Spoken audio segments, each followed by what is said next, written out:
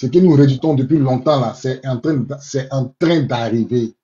C'est que nous, les Ivoiriens, on a-t-il l'impression que Ouattara va mourir au pouvoir, Ouattara va s'éterniser au pouvoir, Ouattara va s'éterniser au pouvoir, vous discutez nous. Non, vous discutez nous, malgré les appels de Gbagbo Laurent, non, Katem Wada, les gars, aujourd'hui là, ça va, c'est Ouattara annonce sa candidature. Mon vous même modérateur, il est bloqué sur la rapidement. Je suis en train de te mettre modo. Il met beaucoup de modo à cause de tout ça. Et puis c'est fait, c'est modo. Faut les gérer tous. Oui. Okay, Nadège, ouvre ton micro, tu as la parole. Nadège, ouvre ton micro, tu as la parole. Nadège, ouvre ton micro, tu as la parole.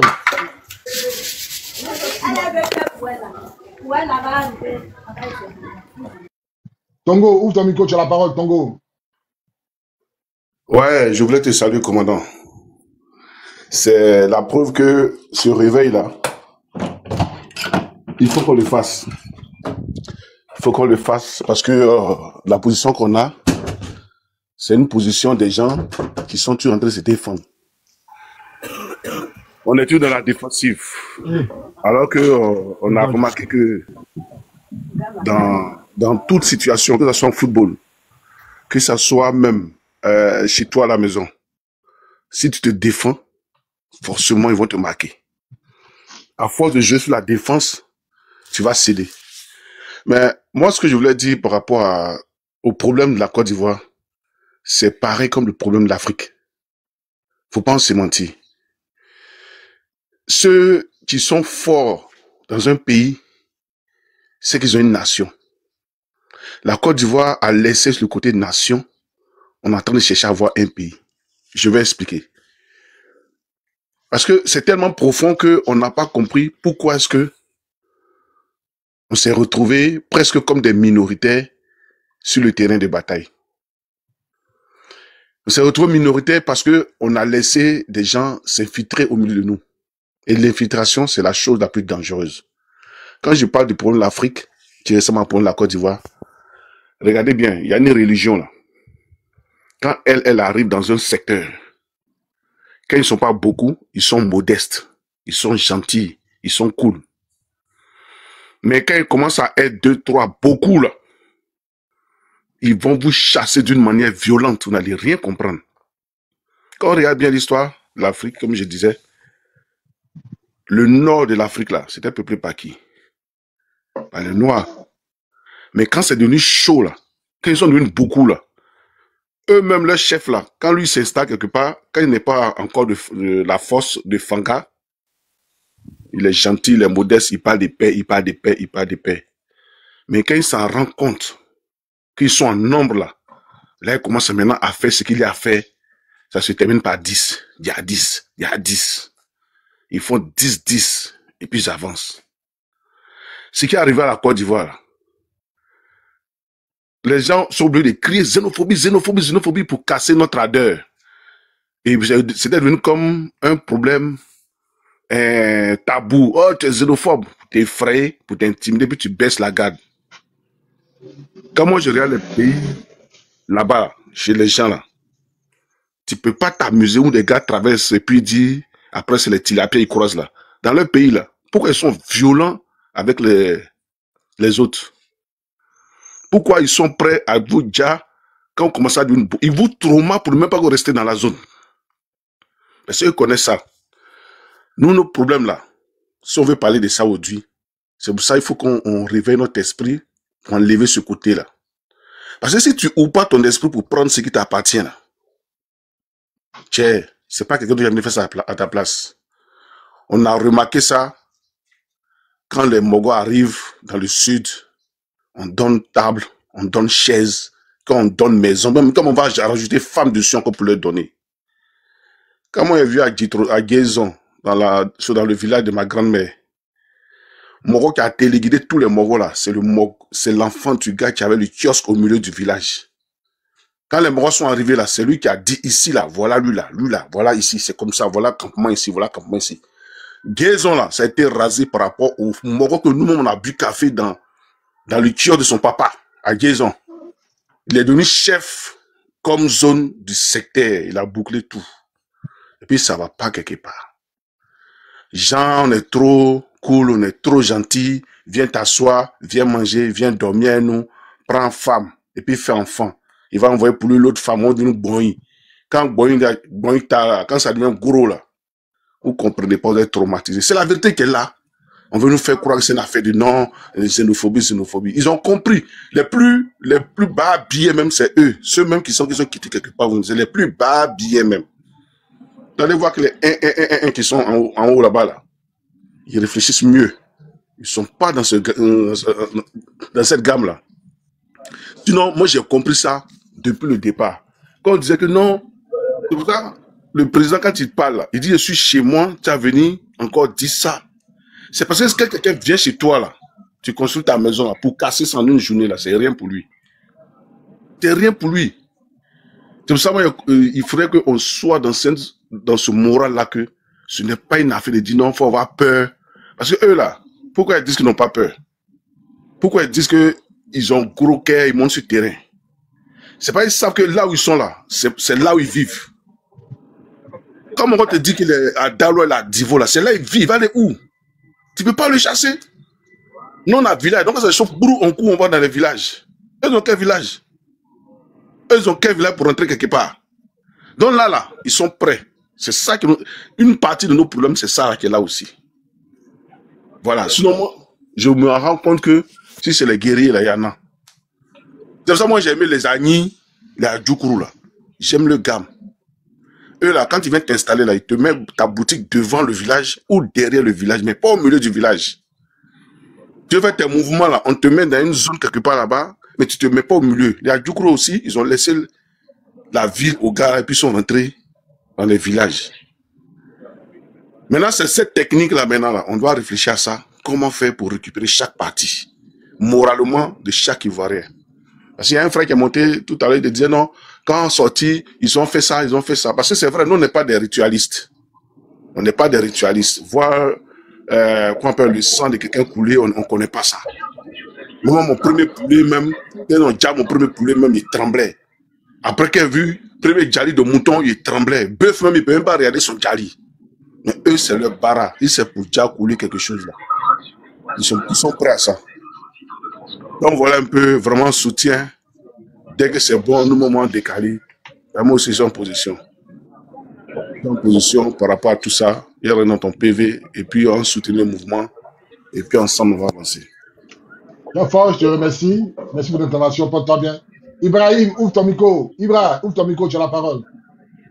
Ibrahim. Ibrahim. Ibrahim, ouvre ton micro, tu as la parole. Ibrahim. Ibrahim n'est pas là. La voix d'or, ouvre ton micro, tu as la parole. La voix d'or, ouvre ton micro, tu as la parole.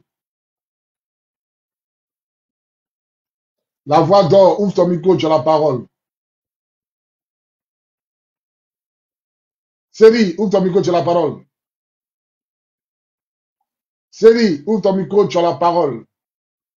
Série n'est pas là. Didi, ouvre ton micro, tu as la parole. Didi. Allô, vous m'entendez? Ouais, je t'entends très bien. Hein. Ok. En tout cas, je suis vraiment dans la joie et je te félicite pour le bara. Je te félicite vraiment pour le bara parce que c'est vraiment un bon bara. Ce que moi je peux dire, moi je suis à Bengue aussi, ce que peut dire là. Voilà. Avant, voilà, côté Ouragayo, c'est pas tout on peut dire. Côté Ouragayo, nous était vers là-bas. Mais je suis déjà en contact avec les Mogos. Voilà. Comme l'autre vient de dire là, on va se parler en inbox. Et puis, on va dire des bonnes choses. Voilà. Donc, déjà là, tu peux te rassurer, mon Moro. Je suis fan. Je suis fan. Et puis, je te félicite pour tout le boulot. Mais je ne peux pas parler pour le moment.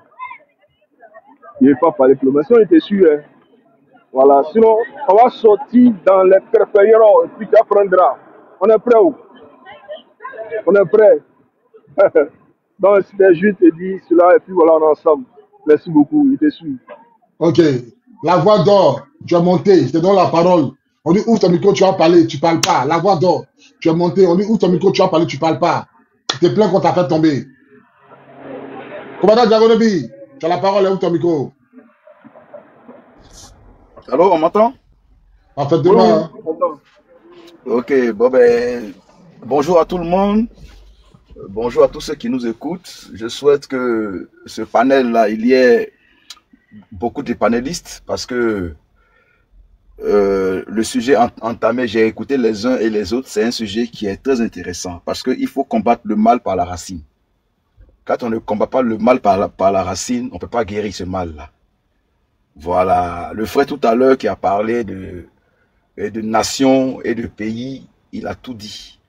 Voilà, l'Ivoirien en lui-même, il ne connaît pas la valeur de sa nation. Il ne connaît pas la valeur du drapeau orange, blanc, vert. Là. Il ne connaît pas cette valeur-là. Il n'a pas la notion de l'importance de son pays. Voilà, on n'a pas dit qu'on peut pas, on n'a pas dit qu'on veut vivre seul dans notre pays. Et personne ne peut vivre seul. Tu seras amené à vivre avec des gens qui ne sont pas qui n'ont pas la même nationalité que toi. Parce que quand on dit un pays, une nation, il y a plusieurs entités qui rentrent en ligne de compte. Il va forcément avoir des étrangers parce qu'on ne peut pas vivre seul quelque part. Voilà, on ne peut vraiment pas vivre seul quelque part. On sera amené à vivre avec des gens qui viennent d'ailleurs. Mais quitte à savoir éduquer ces gens qui viennent d'ailleurs là, à ne pas franchir certaines limites, à ne pas avoir certains comportements déviationnistes. C'est de ça qu'il s'agit. On a accepté tout et rien. On a accepté tout et n'importe quoi. Ça fait qu'aujourd'hui, c'est les retombées de notre comportement, de notre largesse, de notre bonté envers les uns et les autres qui a fait qu'aujourd'hui, l'Ivoirien lui-même, il se retrouve en quelque sorte étranger dans sa propre nation. Il n'a pas le monopole des décisions dans sa propre nation. C'est des gens venus d'ailleurs qui vont lui imposer des décisions, qui vont lui imposer certaines choses à faire. Et ça, c'est inacceptable. Et ça, c'est inacceptable. Même dans un pays qu'on dit aimer le social jusqu'à demain matin, il y a certaines choses que tu ne peux pas te permettre. Voilà. Et on a laissé faire trop de choses. On a laissé faire beaucoup de choses. À telle enseigne que l'Ivoirien lui-même, il se range aux côtés de certains étrangers pour aller contre son frère. Voilà. Un Ivoirien, il se range vers un étranger pour aller combattre son propre frère ivoirien. Parce que il y a des choses qu'il ne sait pas de son pays, il y a des choses qu'il ne sait pas de sa nation. Et donc, c'est pourquoi j'invite tous ceux qui sont en ligne, tous ceux qui sont à l'écoute de ce panel-là, de se connecter.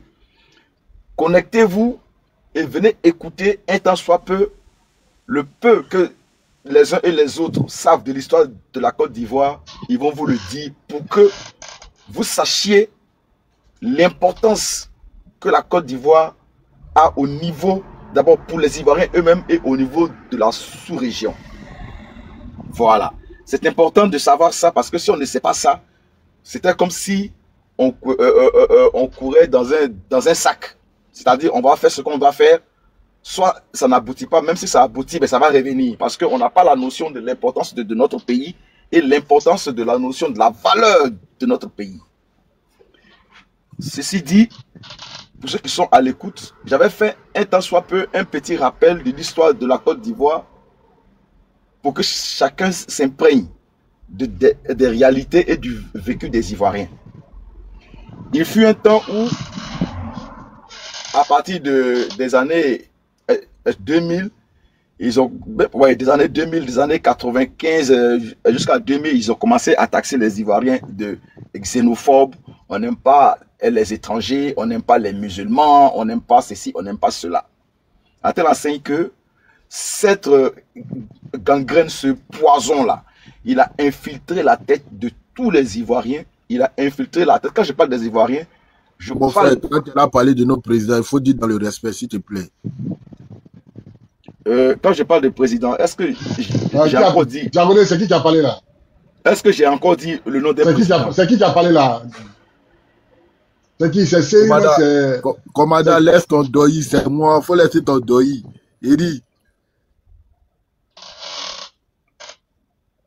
J'ai même pas encore dit le nom d'un président.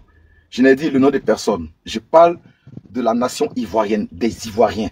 Je parle de tous ceux qui vivent sur le sol ivoirien et qui sont originaires de la Côte d'Ivoire. C'est de ceux-là que je parle. Je n'ai pas parlé d'un président.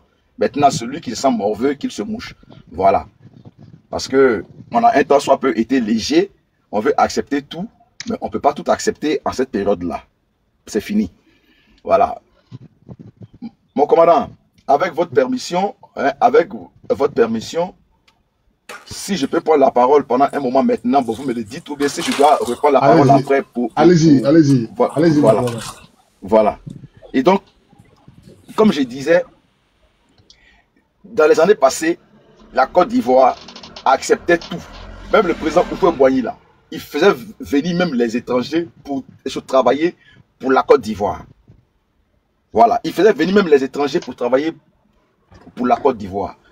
Et prenait soin de leur donner une place pour que ces gens-là ne débordent pas.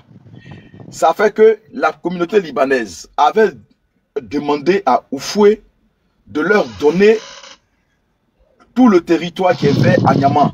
Tout le territoire qu'il y avait à Niamey. La communauté libanaise avait vu Houphouët pour que Houphouët leur donne tout ce secteur-là pour qu'ils puissent se regrouper là-bas pour faire un quartier libanais. Un quartier libanais afin qu'ils puissent, comment on appelle ça, faire leurs activités. Et Houphouët leur a dit, pas question. Vous venez dans mon pays, vous vous insérez dans la population et vous faites vos activités. Pas question de vous donner un lopin de terre à vous seul pour que vous vous regroupez quelque part pour faire vos activités. Parce que demain, ça va se retourner contre mon peuple. Vous allez nous chasser de nos terres. Quand vous allez être nombreux, vous allez nous chasser de nos terres et vous allez occuper mon pays. Donc, vous devez vous insérer dans la population. Il y a la maison des Ivoiriens là. Un Libanais, il met sa maison. Entre un Libanais et un autre Libanais, il y a au moins la maison de 2 à 3 Ivoiriens. Voilà comment Houphouët avait réfléchi. Sinon, si il avait accepté de leur donner tout le lopin des terres de Anyama jusqu'à vers, dans le sens des choses, à Beauville, les Libanais aujourd'hui, ils auraient un pays et ils nous auraient chassés et ça allait être la Palestine et Israël. C'est ce qui allait arriver aujourd'hui. Si Houphouët avait accepté ça, ça allait faire que les Libanais allaient nous faire la guerre pour nous chasser de nos terres comme Israël et la Palestine. C'est pour dire quoi? C'est pour dire qu'on a toujours été hospitalier. On a toujours été hospitalier. On a toujours accepté de vivre avec nos frères qui viennent d'ailleurs. On n'a jamais rejeté quelqu'un parce qu'on ne peut pas vivre seul. Et si vous remarquez, je l'ai déjà dit, entre Yamsoukro et Boaflé, il y a des villages burkinabés là-bas, Koupela 1, Koupela 2 et Garango. Ce sont des villages typiquement burkinabés. Et ces burkinabés-là, ils étaient venus en petit nombre pour travailler dans les plantations de café et de cacao de feu Félix Houphouët-Boigny. Et c'est en cela qu'il leur a donné ce lopin de terre-là pour leur dire que rester près des plantations, c'était des petits campements au départ, des petits campements. Et aujourd'hui, c'est devenu des villages. C'est devenu des villages. Mais pourquoi est-ce qu'il a fait ça? Il a pris soin de les insérer entre les Gouro et les Baoulés. C'est-à-dire au milieu de la Côte d'Ivoire, là, au milieu, là. Il les a mis là pour ne pas qu'ils puissent s'élargir et puis prendre tout un secteur. Il les a fait encadrer entre les Gourous et les Baoulés. Parce que c'est que les Baoulés, de par la tradition, ils ne permettront jamais qu'un étranger vienne s'imposer chez eux. Et les Gourous aussi, de par leur tradition, ils ne permettront jamais qu'un étranger vienne s'insérer chez eux. Voilà pourquoi il les a placés là-bas. Donc il y a ces 3 villages-là, entre Yamsoukro et Boaflé, Koupela 1 et Koupela 2 et Garango, pour dire que la Côte d'Ivoire n'a jamais chassé quelqu'un. Et aussi, dans son gouvernement, Houphouët avait mis même des étrangers. Parce que la Côte d'Ivoire, il n'avait pas de cadre. Le papa de Thiam, c'était un étranger. Il y avait même John Appelté Crépi, un béninois, qui était, je crois, à la Cour suprême ou bien à la justice, un truc comme ça. C'est après que quand les cadres ivoiriens ont commencé à émerger, qu'il a créé le ministère de l'ivoirisation des cadres avec Albert Vanier Bitra, qui est de Saint-Fra. Il a mis ce gars-là pour que les étrangers là puissent regagner leur pays et que les cadres ivoiriens viennent maintenant prendre le relais pour développer leur pays. Voilà comment Houphouët avait procédé. Parce qu'il avait besoin d'étrangers pour essayer d'aider la Côte d'Ivoire. Et il leur a rendu le service qu'ils ont rendu à la Côte d'Ivoire, il leur a rendu cette monnaie-là. Il leur a permis de faire affaire, il leur a permis, en tout cas, de prospérer. Voilà. C'est pourquoi on peut voir qu'il y a des grands noms du commerce qui sont des étrangers qui sont venus au temps du fouet et qui ont pu faire des choses, des affaires. Et maintenant, d'où est parti ce concept de xénophobie? Tout le monde le sait. Je ne vais pas revenir dessus. Tout le monde sait. Tout le monde sait que c'est à partir de 90 où il y a eu la carte de séjour et tout ça. Mais ce que moi, je pointe du doigt, c'est la malhonnêteté et c'est surtout, comment on appelle ça, c'est l'hypocrisie de nos frères du Nord. Je pointe ça parce que on entend encore, quand même bien qu'ils savent la vérité, ils ont gardé des discours guerriers. Ils ont gardé des discours guerriers. La preuve, Soro Guillaume qui est intellectuel, qui a fait le combat à la Fessi auprès de Laurent Gbagbo avec Blé Goudé et tout ça, quand il a pris la tête de la rébellion en 2002, il disait que pour des boubous, on traquait les gens. On partait traquer les gens dans les mosquées. On partait traquer les gens dans les lieux de culte. Et que le nordiste était exclu. Et que le nordiste était pour chasser. Mais, je pose une question. Les corps habillés qui couraient après ces gens en boubou là, qui les envoyait? Qui les envoyait? C'était le Premier ministre qui les avait envoyés. Ils ont reçu le mandat du Premier ministre Alassane Dramane Ouattara de faire rentrer l'argent dans les caisses de l'État parce qu'il n'y avait pas l'argent. Et donc la carte de séjour, tout étranger devait payer la somme de 10 000 francs ou bien 5 000 francs pour avoir une carte de séjour pour pouvoir vivre sur le territoire ivoirien. Et que l'argent que les gens, les choses récoltaient à travers leur mission était déversé dans les caisses du gouvernement et que c'est ces caisses-là que M. Alassane Dramane Ouattara prenait pour travailler pour la Côte d'Ivoire. Et donc c'était pas le fait des corps habillés eux-mêmes qui se levaient pour aller traquer ces gens-là. Non, le corps habillé d'avant, il est au bord de la route, il est assis, la voiture passe, il ne se lève même pas. C'est l'apprenti qui va lui donner les pièces de la voiture. Il contrôle et puis aller. Le véhicule continue son chemin. Il n'y avait pas de tracasserie. On ne se plaignait pas de ça. Mais ça part de 90 que la carte de séjour a fait que les corps habillés cherchaient parce qu'on leur a donné une mission. Si tu vas en mission que tu n'envoies pas l'argent, tu es puni. Ou bien, en tout cas, tu as des problèmes. Il fallait coûte que chaque commandant de brigade, chaque commandant de compagnie, chaque commandant de légion devait verser un montant d'argent dans le trésor public ivoirien pour permettre au Premier ministre de travailler. Et c'est comme ça que s'est développée cette poursuite au niveau cette poursuite des gens du Nord. Parce que d'après eux, on les a catégorisés. Et donc ce débat-là, il faudrait que nos frères aient l'honnêteté de reconnaître ça, de revenir en arrière, de faire une autocritique de la chose et de prendre la décision qui s'impose. Ce n'est pas les Ivoiriens en tant que tel, le gouvernement ivoirien en tant que tel, qui avait décidé de les exclure. On ne les a jamais exclus. Et j'ai eu à le dire ici, on ne les a jamais exclus. La preuve en est que depuis le gouvernement Dufo, il y avait toujours des nordistes dans le gouvernement. Et je l'ai déjà dit. Je ne vais pas revenir dessus. Il y avait toujours des nordistes et qui occupaient des postes clés. Maintenant, ce à quoi on assiste aujourd'hui, ce n'est pas une affaire d'exclusion de nordistes. Ce à quoi on assiste aujourd'hui, ce n'est pas une exclusion d'affaires de nordistes. C'est une histoire d'un groupuscule de personnes qui veut s'imposer aux Ivoiriens à travers un combat politique. C'est de ça qu'il s'agit aujourd'hui. C'est ça la grande différence. Ce n'est pas dire les nordistes, on les poursuit, on les chasse. Non, c'est pas ça qu'il s'agit. Il s'agit d'un groupuscule de personnes qui veulent s'imposer de gré ou de force aux Ivoiriens par des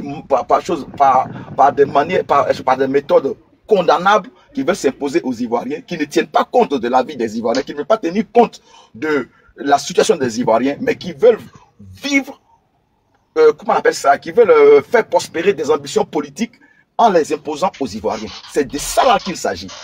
Et d'où ils sont prêts pour n'importe quoi à manipuler des jeunes gens qui par ignorance ou qui par nécessité, parce qu'ils ont besoin d'argent, ils sont affamés, machin, tout ça, qui vont maintenant comment on appelle ça, qui vont maintenant procéder par des violences, par des intimidations. Tapoter, Voilà. mettez Et les donc, cœurs, tapoter, mettez les cœurs. et donc, Merci pour le cadeau. voilà. Et donc, c'est de ça qu'il s'agit. C'est de ça qu'il s'agit aujourd'hui. Vous voyez, c'est de ça qu'il s'agit Top aujourd'hui. boy, merci pour le cadeau, top boy. Voilà. Donc, je vais m'arrêter là pour l'instant dans mon introduction. Je vais m'arrêter là pour l'instant dans mon introduction parce qu'il y en a qui vont vouloir prendre la parole. Mais au fur et à mesure, je vais étayer, je vais éclairer, je vais expliquer certains faits. Mon commandant Diabondi, Oui. moi je pense que c'est une peine Oui. perdue en fait. Ouais. Moi, faut pas te mentir, mon commandant, tout le respect qui te doit, c'est une peine perdue. Moi, je causais des nordistes, ils sont conscients, ils savent tout ça. Là. Ils savent tout ça. Là. Tout ce que tu dis là, ils savent tout ça. Là. Qui a amené cas de séjour, qui dépassait les policiers. Mon commandant, ils savent tout ça là. C'est moi qui te dis. Ils savent. C'est que toi tu sais là. Ils savent qu'en 90, c'est Ouattara qui a envoyé la carte de séjour. Il y a un journaliste même congolais qui a demandé à Ouattara. Ouattara voulait mentir que non, j'ai trouvé un projet au temps de Oufoué et je l'ai exécuté. Le journaliste a demandé, est-ce que tu étais obligé d'exécuter? C'était sur Force Africa. Ils savent, mon commandant. Ils savent. Mais aujourd'hui, là, Ouattara au pouvoir, ça les arrange. Ils mangent. Ils arrachent les têtes des Ivoiriens. Ils sont à l'aise. Ils frappent policiers. Ils diable policiers, ça va pas quelque part. Ils bloquent les têtes de nos parents à l'ouest. Les dos sont partout. Mon commandant, ils savent tout ça, là. L'historique qui t'a donné là. Ils savent, ils savent même que Ouattara n'est même pas Ivoirien. Ils le savent. Mais si Ouattara fait l'affaire, tu penses que les partis cachés là, ils savent que Ouattara n'est pas Ivoirien? Comment ça s'appelle? Celui de choses là, Premier ministre Mambé. Tu penses qu'ils ne savent pas? Mambé est Premier ministre de Ouattara. Il a 30 milliards comme jeu de souveraineté chaque année. Mon frère, Diabonebi. Même si c'est moi aujourd'hui là, même si c'est moi, Ouattara me donne 30 milliards chaque année. Il n'y a qu'à quitter derrière lui. Ah, mon frère, ils savent tout ça là. Bloquez-moi tous les modérateurs là, il y a vous enlever hein. Les mots là, il y a enlevé tous les mots sur ma page. Moi-même, je de ça. Tous les commentaires, tout ce que je peux, les commentaires qui ne sont pas appropriés à mon compte là, bloquez-moi tous ceux-là. Voilà. Je ne veux même pas voir lire un commentaire de quelqu'un. Vendredi, j'ai dit à Château Rouge là, les policiers cherchaient les sans-papiers. Château Rouge était vide. Donc, ne venez pas m'emmerder ici. Ne venez pas m'emmerder ici. Château Rouge là, c'était vide hier. Ne m'emmerdez pas ici. On vous cherchait, ne m'emmerdez pas. Les trains étaient vides, les bus étaient vides. Tout était vide. Du gars, j'appelais Rotaillot. On dit, pardon, arrête ça. Rotaillot, arrête ça. Là, tu as fait tomber dans l'économie. Ouais. Ado, puis ça aussi. Avant, vous n'êtes pas bête, c'est vous qui criez. Weya. 2 jours de Rotaillot sur moi là, Paris est vide. 2 jours de Rotaillot, Paris est vide. Ça ne peut plus sortir. C'est vous qui venez gueuler ici. Même Bob le mannequin, il a été Syrie. Il va aller vivre dans l'émergence de son papa ado. On vous a pas appelé ici, les gars. Est-ce que moi, déjà, vu c'est l'âge de RD. Il se quoi là-bas? Monsieur ancien, Bob le mannequin a été Syrie. C'est ce que j'aurais appris hier via un de mes potes qui ont chose au Burkina. Ils l'ont pris, Bob le mannequin. Parce qu'il est vu en live aujourd'hui. Ah, ça vient là aujourd'hui. Ouais. Ah, d'accord, ça il n'a pas été pris. Tu comprends? Donc, c'est les gens. Paris était vide hier, il n'y a personne à Paris là-bas. Les métros sont vides, les trains sont vides, les RES sont vides, les bus sont vides, les restaurants sont vides, Lacoste est vide, Zara est vide, tout est vide. Ils ont appelé Rotaillot, on dit pardon. Ouais, sans papier. On est fort. Non,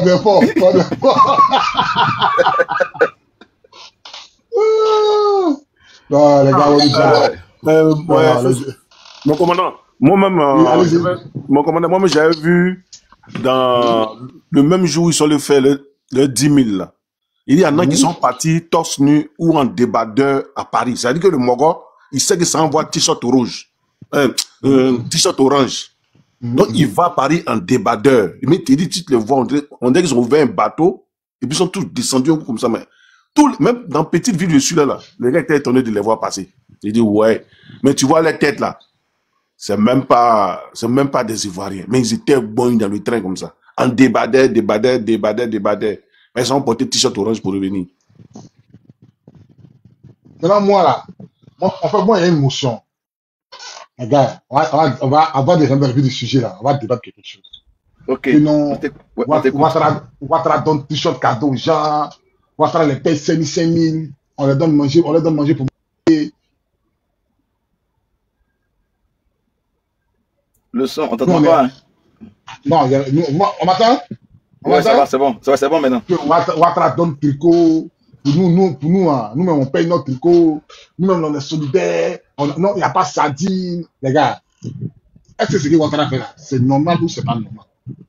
Je vais juste savoir. C'est-à-dire le fait de donner tricot aux gens, là, cadeau, aux aides, puis de leur donner l'argent là, pour venir là, c'est normal ou c'est pas normal? Bon. Non, moi, j'ai la réponse. C'est normal. Attends, moi, je veux savoir. Parce que, tu sais, les gars des FPI là, ils sont méchants. C'est pour ne pas donner l'argent aux gens qu'ils ont mis dans leur tête qu'on critique ça là. Champion, c'est normal. Ils sont au pouvoir, ils sont là. Pourquoi ils ne veulent pas partager au peuple? Pourquoi ils ne veulent pas? Ils ont de l'argent. Moi, je trouve ça. Si Ouattara donne 10 000 à tous ceux qui veulent le soutenir, c'est l'argent, c'est eux qui le soutiennent. Nous, on a qu'à soutenir les gens. On a qu'à soutenir dans la fin, quoi.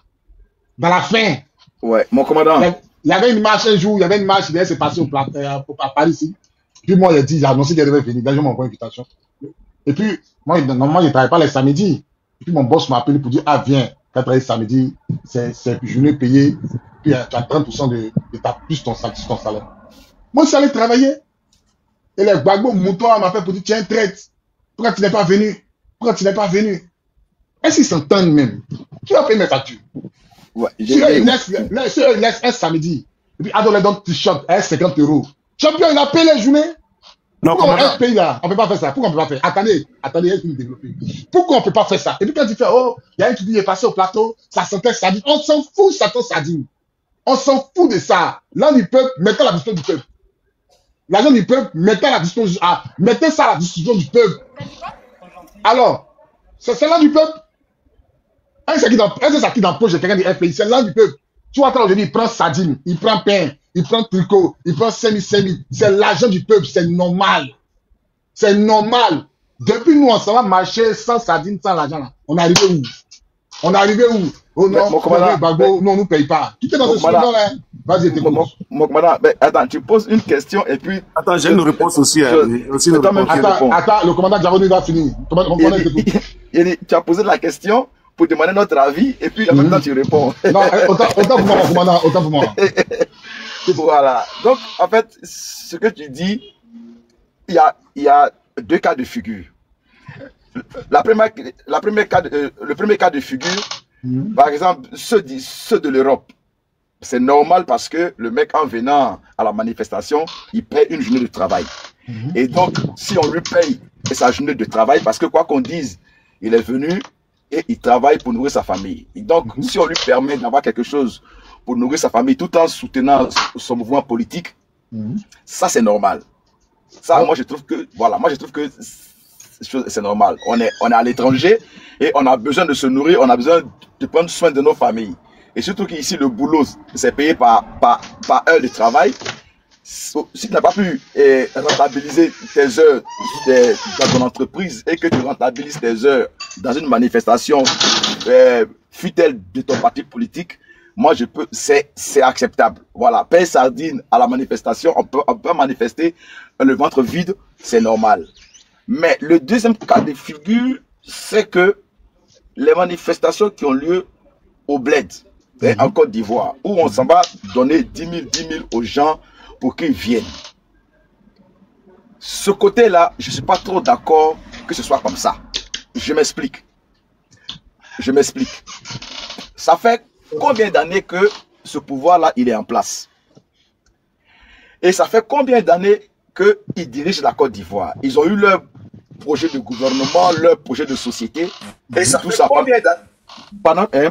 Pendant toutes ces années-là, est-ce qu'ils ne pouvaient pas faire en sorte que la population se prenne en charge? Est-ce que si, par exemple, ils créaient des emplois et que les jeunes, ils travaillaient, ils avaient leur source de revenus, tu penses qu'ils allaient avoir besoin de leur donner 10 000 francs pour venir? Non. Et les 10 000 francs qu'ils leur donnent là, ils vont bouffer ça pendant combien de jours? Et puis, il va y avoir encore une autre manifestation pour qu'on leur donne 10 000.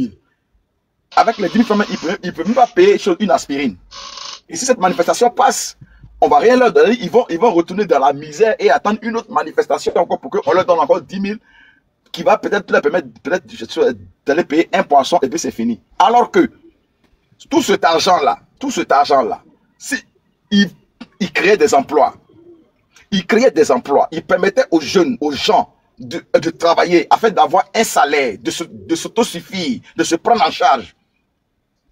Les 10 000 francs là, peut-être même que c'est les jeunes même qui allaient cotiser pour que la manifestation ait lieu. Au lieu qu'on leur donne ces 10 000 francs, c'est eux qui allaient financer la manifestation pour dire à ce leader-là, tu as permis que le peuple de Côte d'Ivoire s'autosuffise et se prenne en charge. Les jeunes travaillent, il y a du travail, il y a la santé, elle est gratuite, on se porte bien. Voilà comment nous, en retour, on cotise pour que tu puisses faire tes meetings, tes manifestations pour répandre tes choses, tes idées. Voici dans ce sens où moi je peux aborder. Attends, mon commandant, je voulais compléter ce que tu as dit là. Tu as vu, en Afrique là-bas, les manifestations où on donne l'argent à la population, c'est de l'escroquerie financière, c'est de l'escroquerie. Et c'est de l'achat des consciences.